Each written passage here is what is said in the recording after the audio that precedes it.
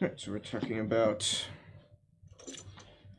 St. Ambrose and his clash with the Empress Justina, who was the regent for the young Emperor Valentinian III. St. Ambrose, he was able to, despite the whole controversy, was able to avoid the least expression that could have tended to arouse or embitter the passions of his audience, so he's not calling for revolt against the legitimate rulers of the empire, which the Catholic Church never does, never calls for, obviously, any rebellion against legitimate authority. The Church, recognizing and constantly teaching that all authority comes from God, still exhorts everyone. In fact, exhorts in the sense of makes clear to everyone his obligation to submit in all legitimate commands to legitimate authority, however tyrannical in some ways might be that legitimate authority might be. So it is legitimate authority we're talking about. The bar for civil power to be legitimate is not too high, so that's it's a fairly easy thing for civil government to qualify as legitimate. And as long as it is, the Church does not particularly care about form of government or how personally bad might be those who hold power.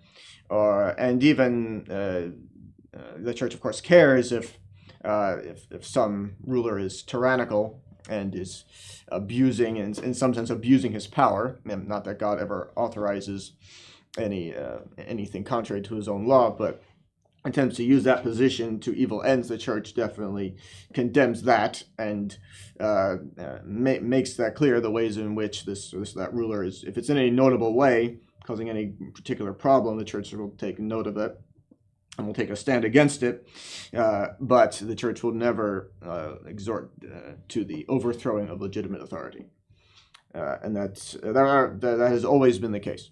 The Church rarely takes a side in any kind of a war among nations. It's very rare that be the case. There have been certainly instances in which popes have preached crusades, but that's another thing. That's really a different kind of war, so to speak. And when we're talking about wars amongst nations, it's rare that the Church takes sides. The Church does not, of course, the Church never could simply be the department of any one or another nation. The papacy itself, most of all, could never be just a part of one or another nation. But the perception of that can arise, which is why, for later sections of Church history, we'll see all the disadvantages of the papacy living in Avignon, France. When the popes were lived there for a long time, that's a bad thing. Not that it's evil in itself that the Pope be in a particular place other than Rome, but that to set up court, so to speak, even literally to establish the papal court in any place really other than Rome, certainly any place that belongs really to another nation, even if perhaps Avignon was given to was on land gifted to the papacy, still that's within the borders of the Kingdom of France, and there was this perception that the papacy is becoming, even those with the virtue of faith knew it could never actually be the case, that the papacy just be a functionary of the French crown. Still, there began to be a perception of that. Now, this is one reason why, it's just one of the many reasons why it is good and in fact necessary in a true sense, without going into making all the finest possible distinctions. In a true sense, it's necessary that the Pope be specifically in Rome, because for one thing, no one would think that the Pope is a functionary, is just is the lackey, we might say, of any particular civil government being in Rome. Especially in those times when the Papal States, I mean, it did not cease to be the case after the Papal States were stolen, really, by revolutionaries. But it was, especially when the Papal States were around, there was no question at all whether the Pope is just dependent, too closely aligned, or the papacy as a whole, too closely aligned to this or that nation. So, the Pope, the Church never exhorts to overthrowing legitimate authority. And keep that in mind, that was true all throughout. There's no record of any kind of urging by the Church ever to overthrow any pagan Roman emperor, however much he may have persecuted the Church, as a matter of explicit policy. There was never anything else except exhortations to be doing out. Obviously, the Church never condoned idolatry, to which many emperors were pressuring people. But the Church never either said that they do not have legitimate authority. Yeah, because the bar to be legitimate in the civil order is pretty low, all things considered. That being said, also the Church has consistently refused to recognize governments that were definitely illegitimate. So, for example, we saw that last year, one of the jobs of Pope Pius XII, long before he was Pope, but one of the jobs of the Nuncio Pacelli, and he was Nuncio to Bavaria, one of his secret jobs, his secret job was to try to come up with some arrangement whereby to get missionaries into Soviet Russia, which was, that was just shortly after Russia had been established as a communist nation. It was abundantly clear at that time, this is no way a legitimate government. This communist government is as horrible as it gets. This is not the legitimate government of any place ever. Could not be any government that is truly communist. It's not a legitimate government. And so the Church has always made concordats with legitimate governments. There was never any sense that we have to make a concordat with Soviet Russia. Pacelli's secret job was to find a way to sneak missionaries in. He even consecrated a bishop. He was commissioned to consecrate a bishop at one point for the purpose of going into Russia and conducting an underground apostolate. So there was never any sense of negotiating with communist Russia, with a communist government, which is clearly illegitimate. So it's not to say the Church does not consider even whether a government is legitimate or not, but whenever there is a legitimate government, the Church has always, both in theory and of course in practice as well, always exhorted those who are subject to that legitimate power to be in fact obedient to it. So throughout history, good Catholics have always been, by definition, good subjects. And that's something that occasionally the Church brings up to rulers who persecute the Church. Hey, do you not realize you're persecuting your best subjects here? There is no better subject than a good Catholic. So you are stabbing your most loyal subjects in the back, really is what you're doing by persecuting them. The Church has pointed it out on more than one occasion. May or may not ever make a difference, but the Church will certainly not refrain from pointing that out. So, St. Ambrose availed himself of this turn of events to awaken feelings of piety and faith in every heart. So remember, the Empress Justina, in fact, had to flee at a certain point, or they perhaps they haven't got to that yet, but they had to flee. And that was what they really should have been paying attention to was the greater danger, rather than trying to foist heresy upon the city of Milan.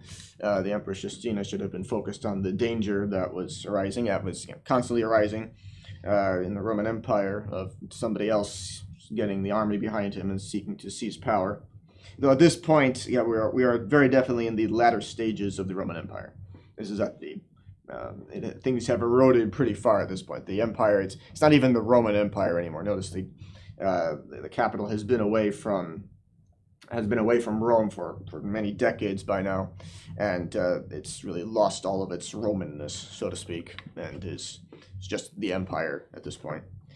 It's really lost all of its Roman qualities. And we'll say that well, we might look at it somewhat. Studying history is really is to study history. We're focusing on the ecclesiastical aspects of history, but nothing happens in isolation, and studying it all comes together. So studying history is ultimately studying history. So we may look at some of the aspects of the fall of the empire, but you see there are easily recognizable hallmarks of a failing empire. And one of them is the Roman armies became unable to win wars. The armies that were in the past had been practically invincible. They had not to say they never lost a battle, but they always ended up on top, even when they lost badly on occasion. They had always ended up on top. They lost many times to Hannibal, for example, but they ended up defeating him ultimately.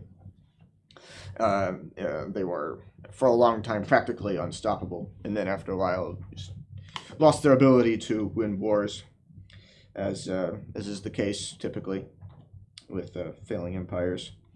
If the resources to wage wars are still there, then the will to win has been lost.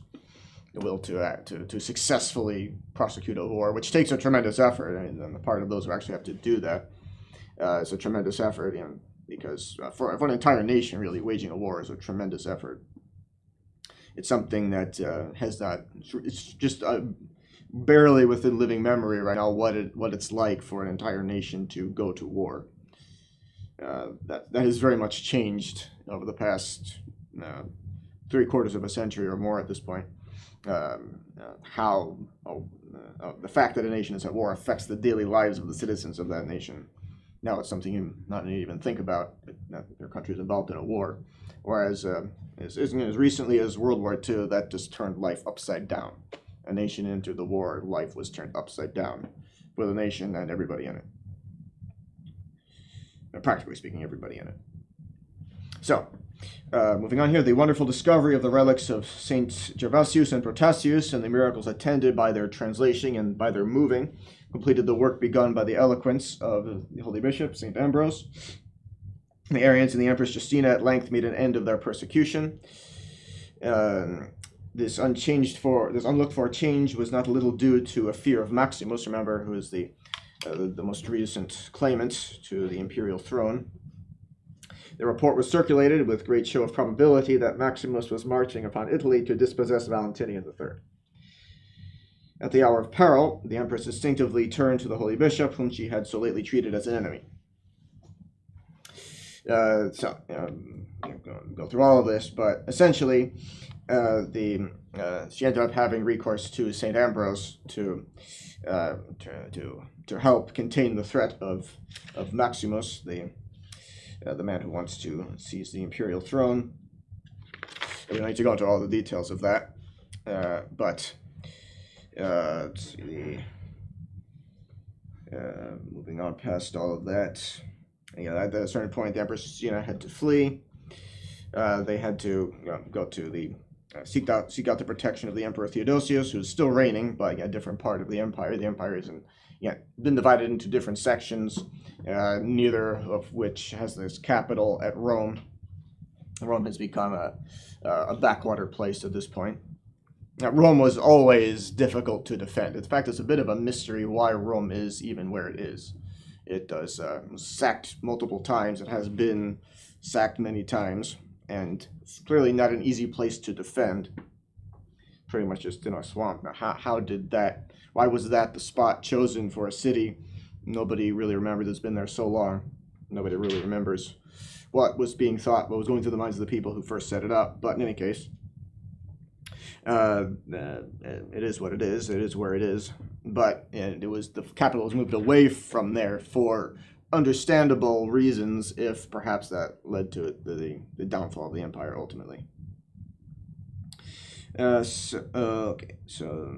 Eventually, though, Maximus was defeated by Theodosius, who ended up as the master of all the West. Theodosius returns certain countries to the rule of Valentinian III. That's the general. It's good idea to have a general idea of the political situation in the empire, the situation in which the church, the circumstances under which the church has to function. So that is the current situation there. Moving on past some of the other facts that are given to us there. The year 387, an extraordinary subsidy had excited a sedition in Antioch. The city had been for a season given up to the last excesses of popular madness. Statues of Theodosius, taken down from their pedestals, were dragged through the mire and then left to the insults of the children, who carried the fragments through the streets amid jeers and desecrations. So they went crazy there for a while. They decided they didn't like the emperor for some reason. The details are not really that important to us, but the inhabitants awaited retribution, and understandably so, for such a show of extreme disrespect to the emperor. The inhabitants, in a hurried flight, escaped across the fields, and Antioch soon resembled a vast tomb. Everything gave occasion to forebode terrible chastisement. At the first tidings of the outbreak, Theodosius, doubly angered because of his constant kindness to Antioch, gave instant and most severe orders. His couriers came upon this desolate people, but they had still a certain hope, which was the self-devotion of the Bishop Flavian, and also the eloquence of St. John Chrysostom. So, St. John Chrysostom, Chrysostom comes from Greek, meaning golden mouth. And when you read anything he wrote, you see why he had that name.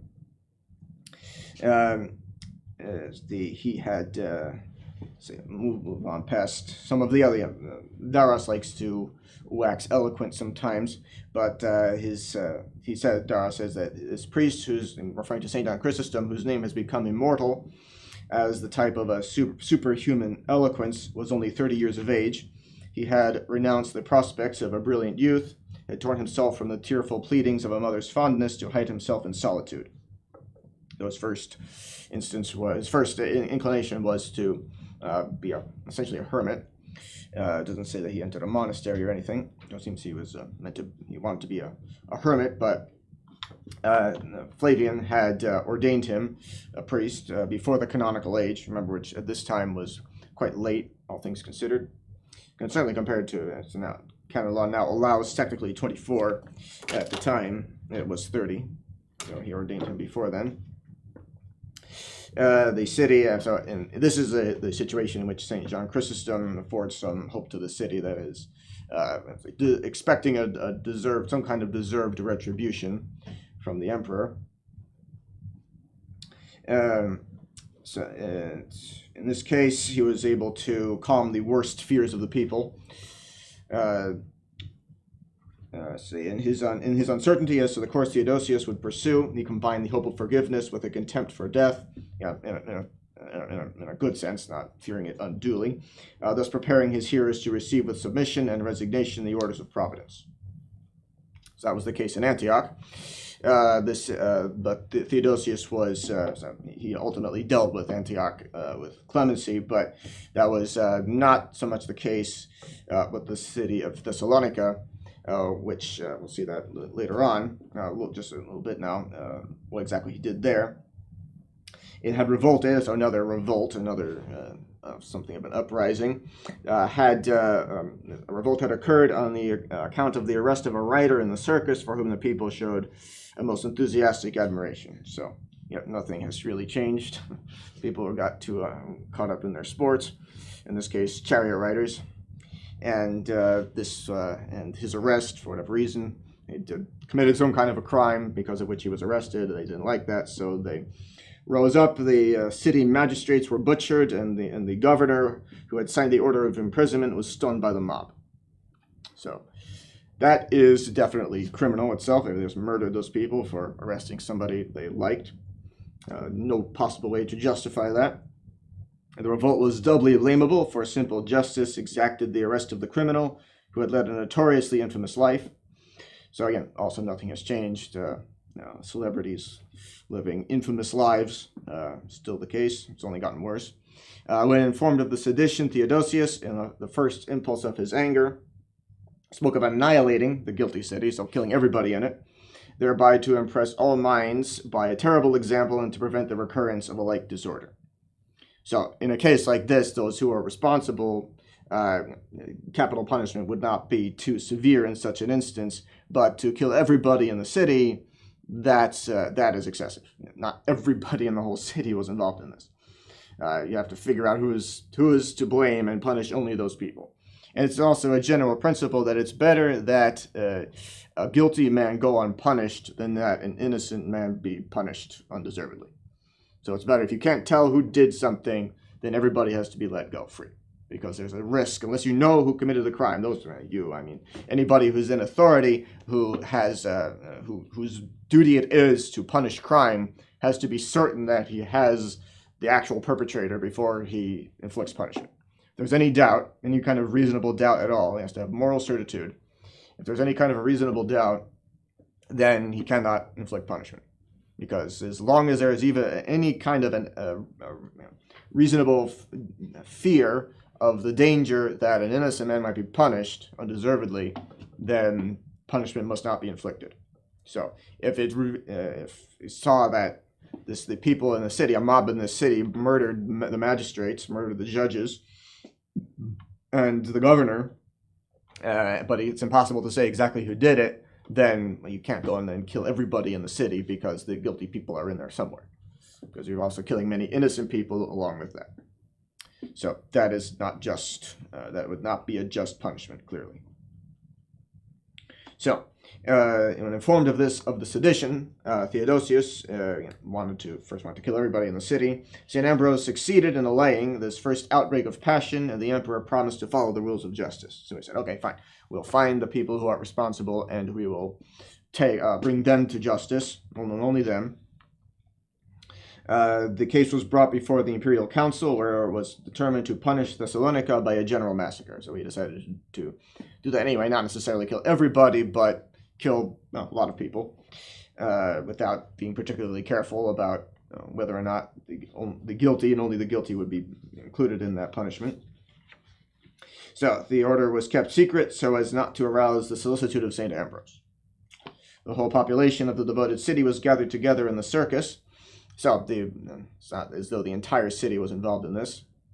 It's generally a loyal city. They were gathered together in the circus for the supposed purpose of witnessing a chariot race, but instead of the expected signal for the opening of the games, another was given to the troops who surrounded the circus to begin the massacre. The carnage lasted 3 hours. Citizen and stranger, the feebleness of infancy and the decrepitude of age, the virgin and the matron, as well as the strong in manhood, crime and innocence, in one indiscriminate slaughter, lay a bloody sacrifice to imperial wrath. 7,000 persons perished in this massacre. So, far excessive. Yeah, maybe the guilty were there, but it's definitely many more than the guilty were killed in that.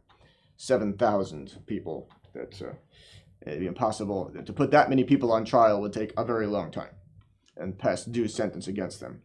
Give them due process, in other words, for again. Maybe if it was even physically possible, there'd be 7,000 people who could be justly punished for these crimes, the crimes in question, the crimes of murdering the magistrates and the governor.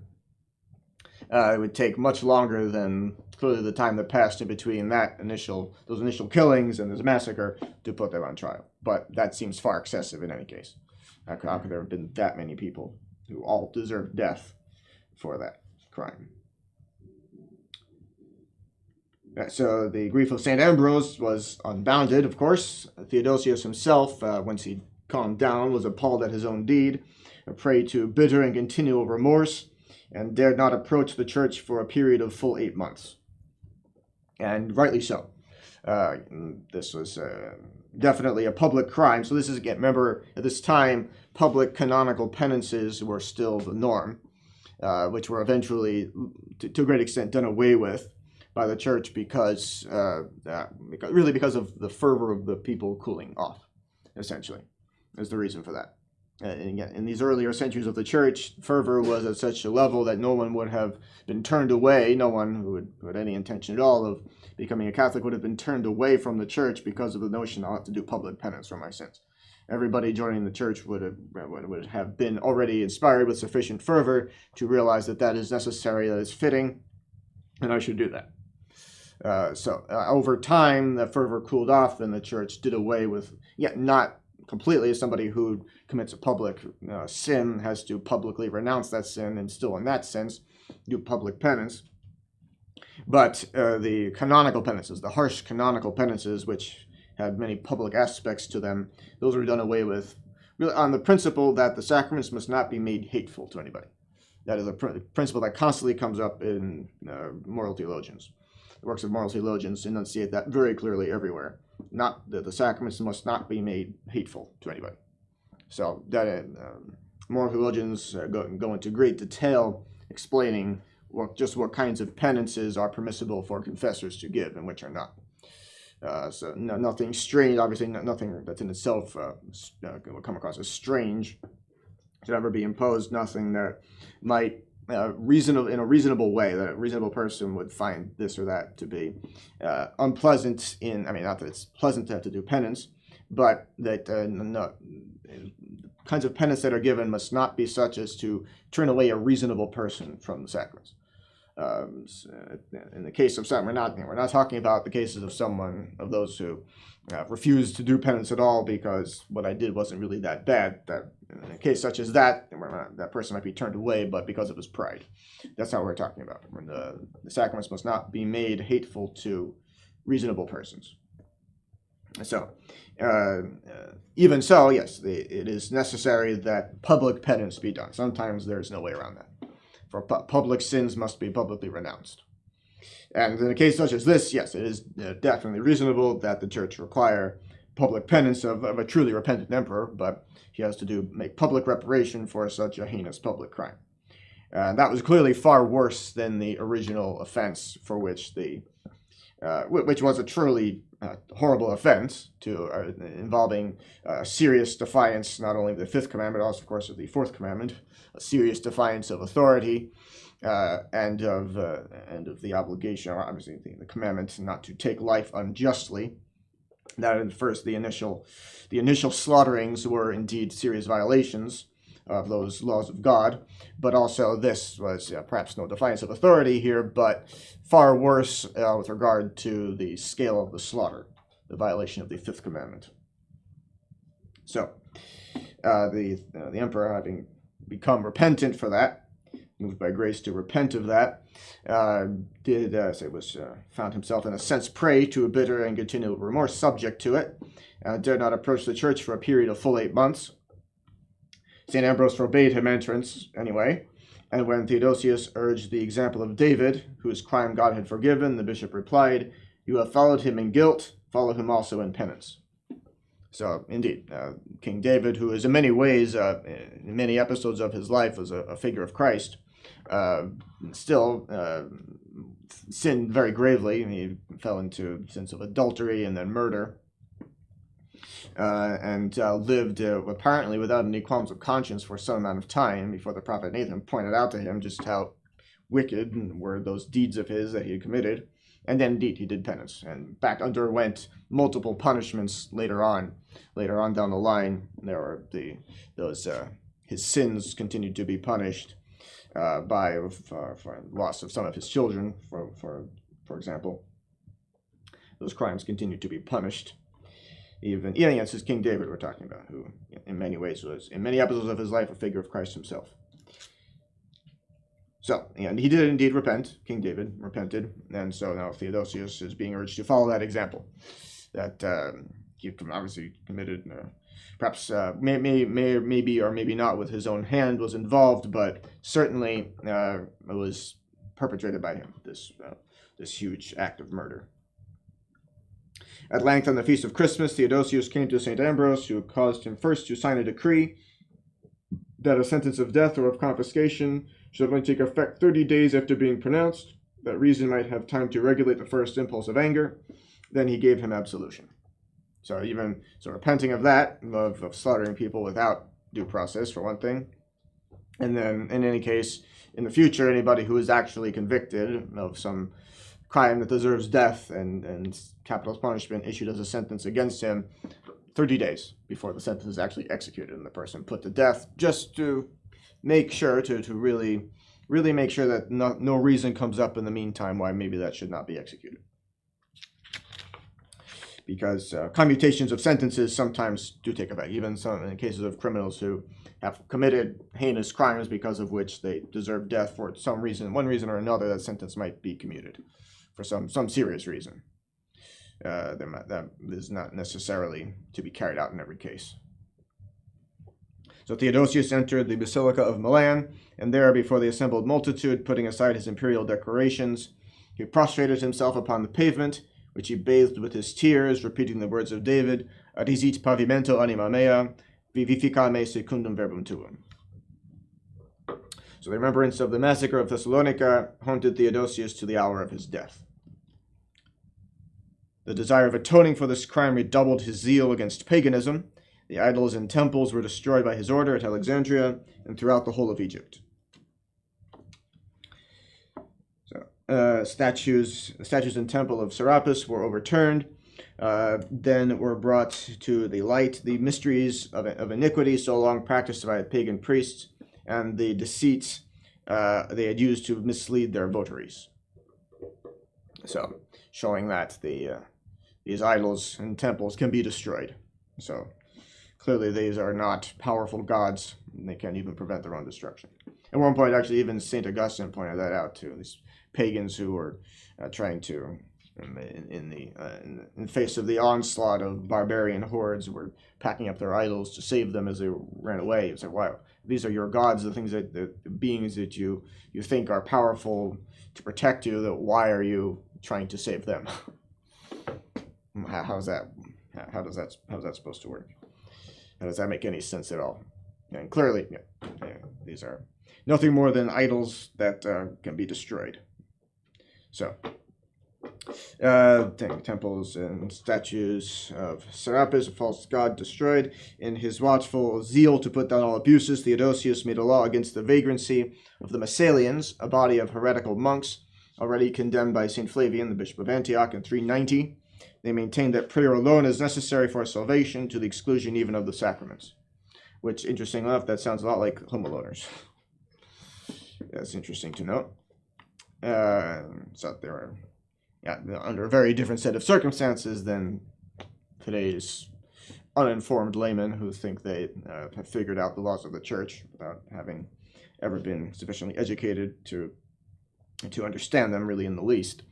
They are convinced that traditional apostolates today are illegitimate, so they stay home alone, hence the name homoloners, which was that was a term first applied to them by Father Cicada. A lot of his terms have stuck around. So recognize and resist R&R, homoloners. Those were first used by Father Cicada.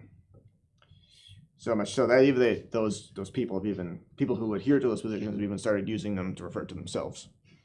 In some cases, they were not exactly Father Cicada. If you knew Father Cicada, you know that he initially started using those as humorous ways of humorous and also very pithy ways of referring to those different errors.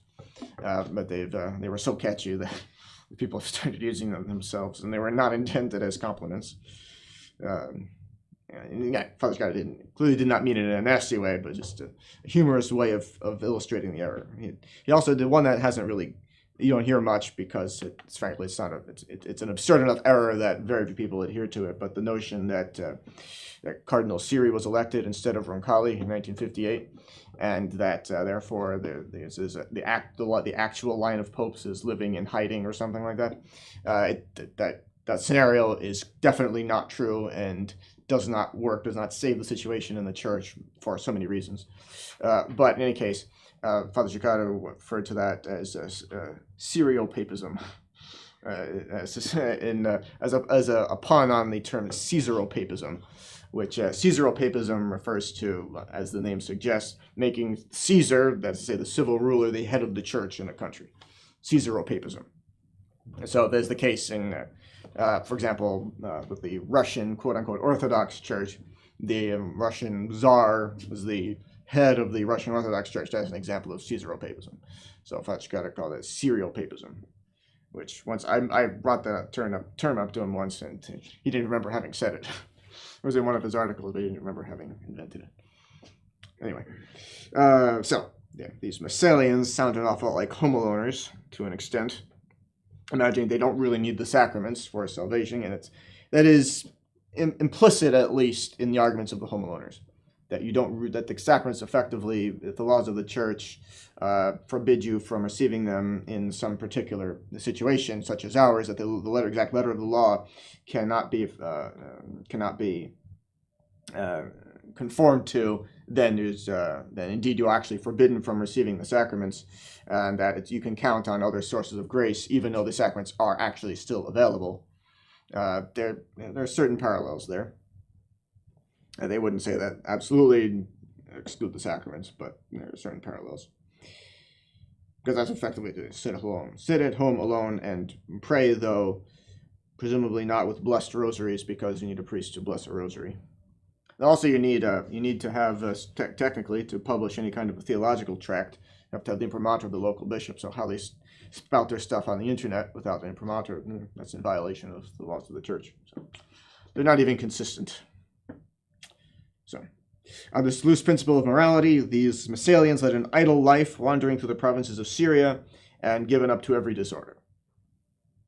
So that is not surprising that they should give themselves up to every disorder. Matters of a more serious character, however, soon called for the intervention of Theodosius. Count Arbogustes had caused Valentinian III to be strangled in May of 392. Since the death of his mother, the Empress Justina, the influence of St. Ambrose was gradually bringing out the good qualities of this youthful emperor. The murderer then placed on the imperial throne a scholar named Eugenius, a mere shadow of a monarch through whom he himself hoped to reign. St. Ambrose, true to the memory of Valentinian, would hold no communion with the murderer, but fled from Milan at his approach. So here we have, again, it doesn't take too much, all things considered, for a government to become legitimate, but the overthrowing of a legitimate government is a grave violation of the Fourth Commandment. Yeah, even if that government is in some ways tyrannical. Eugenius and Arbogustes swore in their rage that they would have revenged themselves by turning the Basilica of Ambrose into a stable and by obliging Milanese clergy to bear arms. So this is requiring by violating churches and requiring clergy to bear arms. That's practically on page 1 of the book of how to give the church as much trouble as possible when you're a civil ruler. Again, there were no Jesuits around at the time, but that's also on page 1. Is persecute the Jesuits and lobby for their suppression. That's also top of the list of things to do when you're trying to give as much trouble to the church as possible. Just how to be as bad a ruler as possible. It's all in the book. You could practically write it for these people at this point. That's something that the church constantly fought against. Don't draft the priests into your armies for so many reasons, but don't do that. In fact, I've never heard, I haven't read this myself, but I remember hearing once a story of Napoleon, of course, who was constantly fighting wars, could just never hold still and do anything other than fight a war. If he wasn't fighting a war, he wasn't happy. So he constantly was in need of more manpower. So it meant that he was very much interested in conscripting clergy into his armies, priests, seminarians, everybody. At a certain point, his uncle, who was a cardinal, managed to get him to agree not to, at least don't conscript the priests. He couldn't get him to forego conscripting anybody in a collar, so he's okay, at least I won't conscript the priests. So at a certain point, this cardinal just decided to ordain, so I've been told, all of the seminarians in the seminary for the Diocese of Paris, just had them all ordained, just ordained all of them. So all right, they're all priests. They still have to be trained, but they're all priests. You can't conscript them. And apparently that worked. But obviously there was this hope that it would work, and this is why he did it. And so that was just one instance, another instance of clergy being conscripted. So actually, the Curé of Ars, St. John Vianney, was conscripted as a seminarian, and famously almost became a deserter by accident. He was on his way to join Napoleon's army, and uh, stayed. The group he was traveling with, they stopped at a spot. There's a church nearby. He went to pray, and by the time he came out, they had left. And then he tried to get help from somebody to get directions back to his group. Then the person just ended up leading him to a town where deserters were hiding out. So he was just a deserter without even wanting to be one. Because he did not want to be one, because he did have the sense that a nation does have the ability to conscript its population when there's an actual need. Now, Napoleon's wars, it'd be hard to justify Napoleon's wars, but also it can be very difficult for the general population to assess whether or not a war is just or is not. And that's moral theologians are clear on that too, that generally speaking, the rank and file soldiers in the army can follow their rulers in good conscience. In general, that's a general rule. Today, they may not apply. It's very rare that any just war be waged today. It seems. I'm not claiming to have the authority to pronounce upon that. It's just very difficult to see how today's wars could be justified, to a great extent, anyway. So, putting all that aside, yes, it is a serious problem for so many reasons for the church when the civil power tries to conscript the clergy. And that's not to say that the church never cooperates with sending military chaplains, for example, obviously. And it does mean that the state does not have the right to require clergy to bear arms, to actually fight. Okay, so Theodosius left them no time to put their threats into execution. He hurried forward and met them in Italy, and with the Battle of Aquileia ended the ephemeral reign and life of Eugenius and Arbogastes. That was September of 394. Theodosius immediately sent tidings of his victory to St. Ambrose, making him to return thanks to heaven for this signal favor. The bishop made use of his influence with the emperor to obtain the pardon of all who had shared in the revolt of Arbogastes, which was readily granted. The emperor, who now began to feel the effects of shattered health, made the necessary dispositions to secure a quiet succession in the event of his approaching death. So this is good that he thought of that, because that's a relatively rare thing in the Roman Empire, that there be a quiet succession. He divided his states between his two sons. Arcadius the elder received the east, and Honorius the west. Neither of these two great princes made an effort to dispel the world's regret at the loss of Theodosius, who died at Milan on the 17th of January, 395. The name of St. Ambrose was the last word that passed his lips. Theodosius was, in many ways, and Darras likes to get carried away sometimes, saying he was the model of a Christian ruler, clearly not in every respect, but generally speaking, yes, he was quite good. The massacre of Thessalonica provides us, he says, a true review of his greatness, in all the humiliation of penance, than the hour of his most glorious triumph. So that is ultimately, that was a horrible crime, that massacre, but he did, in repenting of it, he did in fact show, that he had the humility to cooperate with grace, or was moved by grace, to be sufficiently humble to repent of that crime. And that is, of course, a very great thing in itself. The funeral oration pronounced by St. Ambrose over this emperor moved the assembled multitude and even the soldiers to tears, so clearly very powerful funeral oration, which Darras gives you the text of it. We don't need to go through every word of it, but suffice to say, he expressed great regret at the loss of an emperor that he clearly saw as being, in fact, a great emperor. The whole church shared the sorrow of St. Ambrose, and she still holds the memory of Theodosius in veneration. So indeed, he did do a great deal of good for the church, Emperor Theodosius. The holy bishop did not long survive the prince he loved so well, and he had just received an embassy from the queen of the Marcomanni. So they're still, remember, in the west. The east is still the center of civilization. You do see that, yes, there are cities such as Milan are being built up in the west, but to a great extent, the nations of Western Europe have yet to be forged. They might be perhaps in development, but they're still yet to be forged. So the queen of the Marcomanni, one of a particular tribe, asked to be instructed in the truths of the faith. St. Ambrose's answer, which was written in the form of a catechetical instruction, is a masterpiece. St. Ambrose is now a doctor of the church, actually, whose feast, or at least commemoration, is tomorrow. The queen, induced by the reputation of the virtue of St. Ambrose, came to Milan to receive baptism at his hands. But she arrived only in time to learn that the saint had gone to receive the reward of his labors on the 4th of April, 397, in the 57th year of his age. Remember, you may recall from the martyrology this morning that it was on the 7th of December in which he came into the See of Milan, which is why he is commemorated on the 7th of December, which is primarily the Vigil of the Immaculate Conception, but St. Ambrose is commemorated on that day for that reason. Came into his, very famously, into his diocese on that day. The numerous works of St. Ambrose on sacred scripture, against heresies, his books on morals, and his letters all abound in a wonderful unction and sweetness of style, and also they tend to be very difficult to understand. He liked to be very obscure. St. Ambrose. You get lessons in the breviary from St. Ambrose. Now, this is one of those days you might be able to figure out grammatically what he's saying, but the exact meaning of this, difficult to say. In his writings, very interestingly, we find the first mention of the word Mass in relation to the Holy Sacrifice of the altar. Missa. It's debated where exactly that term comes from. In English, Mass. In Latin, Missa. It's not going to enter into that. Now you have a whole course on the Mass anyway, in which I imagine that's one of the points that's brought up.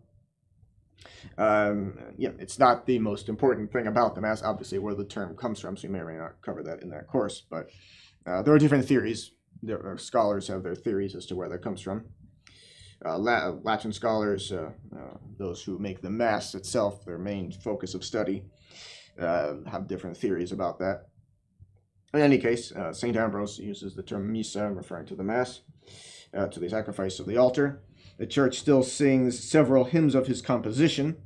They had become so celebrated that they were long called by the general name Ambrosianum, because St. Ambrose had first brought their use into the Latin Church. So tradition attributes to St. Ambrose the Te Deum. In fact, that's even, you see that in the breviary, it's the heading of the Te Deum is Hymnus Ambrosianus, the Ambrosian hymn, the Te Deum. The solemn anthem of thanksgiving adopted by the whole church. And actually, the version of the Te Deum, the very triumphant sounding one, is the Ambrosian version, the simple version, which is characteristically, say, Ambrosian. There are other settings, say, of the Credo, Gloria, and the Credo, which are labeled Ambrosian. The Ambrosian, Modo Ambrosiano is the heading you usually see for that, and it brings to mind the Te Deum when you hear them. There is a regular Gregorian setting of the Te Deum, which is very standard chant. I mean, it's nice, but it's just standard chant. It's not memorable the way that the simple tone, which is very Ambrosian, the simple tone of the Te Deum sounds. So tradition attributes to St. Ambrose the Te Deum, the solemn anthem of thanksgiving adopted by the whole church. So the Te Deum is actually recited all the time at the end of Matins. It's at the end of Matins, right before the beginning of Lauds, the Te Deum, after the 9th responsory. And in any kind of a feast, any day in which there's a Gloria at Mass, the Te Deum is recited at the end of Matins. In place of you may be, if you've ever been to, say, Tenebrae, but don't recite the office yet, instead of a 9th responsory at the end of Matins on feast days, you have the Te Deum, which then leads immediately into Lauds. So the Te Deum comes up all the time in the office, though its singing outside of the office is usually reserved for occasions of a particular celebration. And it's just, when it's used devotionally, that's a sign that everybody's very happy about whatever it is. We sometimes do it every once in a while, but to do it in a devotional way is reserved for very big occasions. Typically, it might be done as it might be sung at the end of an ordination ceremony, for example. There's no rubrical requirement that it be sung. It is rubrically required during Episcopal consecration ceremony, as the newly consecrated bishop goes throughout the church blessing everybody in the church.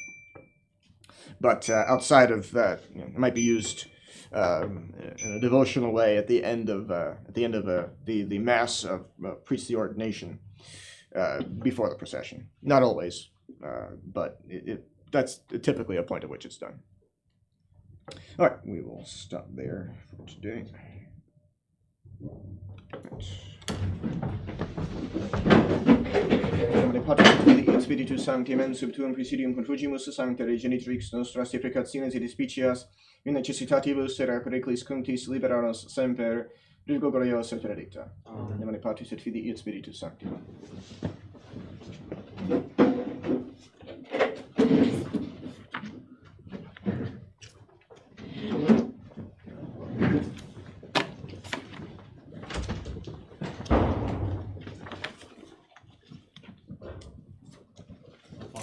Yes. Question for First Friday, would you like the car to be pulled up to the Alsace entrance or the main?